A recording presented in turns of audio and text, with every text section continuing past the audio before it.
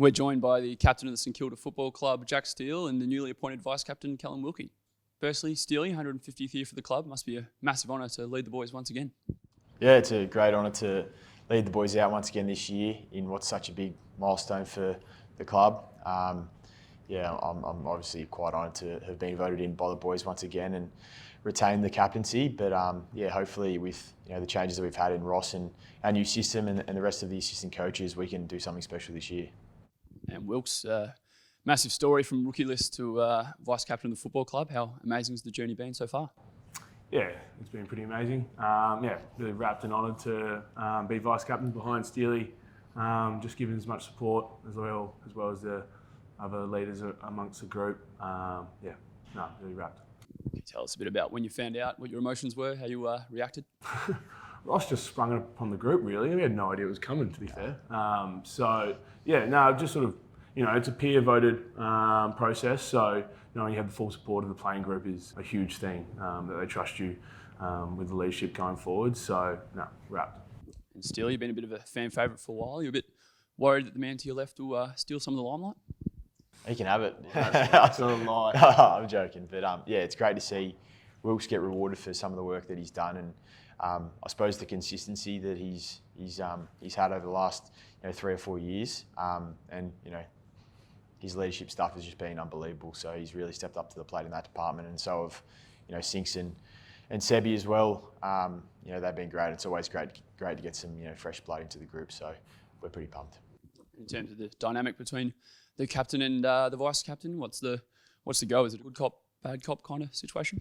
I don't know. We haven't worked that out yet. I think we've had one practice game, just us two, so we'll see how it goes on Friday against Essendon. Might be some fiery words on field like there always is. There always is. It's always sweet once we walk off the field and work it all out. But it's pretty fiery at times, which is probably a good thing. Probably gets us going. It just means we're passionate and we want to win. So I'm sure we'll work it out in the weeks to come anyway.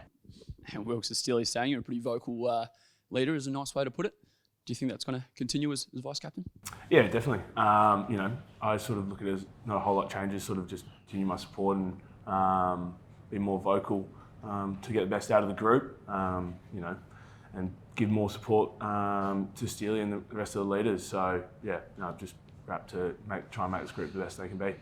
And Steele, you've known Jack Sinclair for a while. He's a new face to the leadership group. Can you tell us a bit about what he brings as a leader of the club?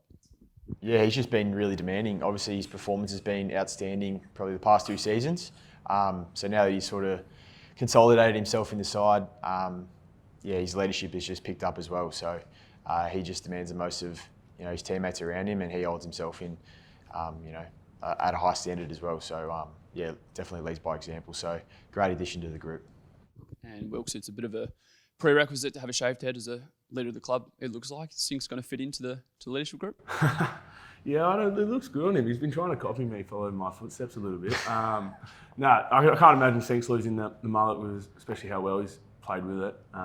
He gets a lot of attention from it, and I think he likes that. So, I can't see him donning the shaved head anytime soon. Who's the bloke that cuts his hair and loses his powers?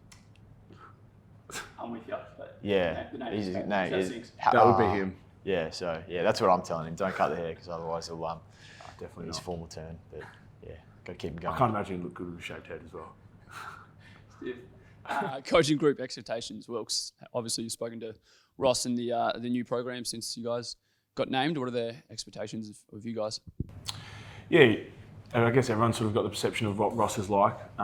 He's hard, but fair, and he squeezes the best out of the group. It's mainly relied upon effort, and he just wants 100% effort all the time from the group, and I think that's what he's trying to instill in the group so far this pre-season, and we'll going forward. Obviously got a new game plan, all new assistant coaches, so a bit of adjustment to previously, so that's taking a little bit of work, but in terms of the standards that he's setting, he's not letting anything slip, and he's holding the group to a higher account.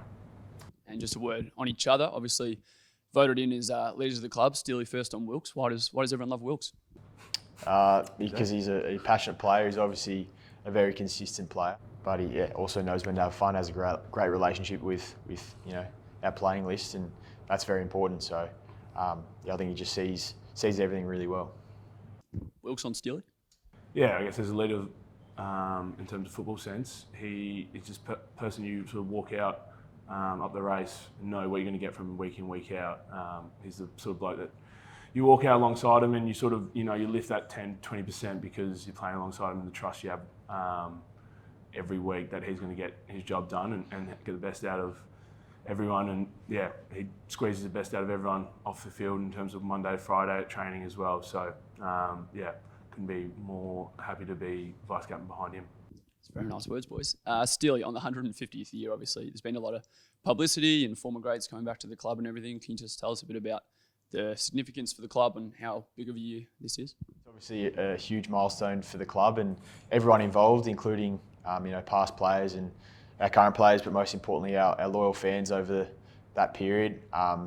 We want to give them the ultimate, hopefully sooner rather than later, but for them to have stuck around by our side for so long is so awesome. So it's great for us and it's great for them as well. So hopefully we can do something good this year and deliver something nice to them.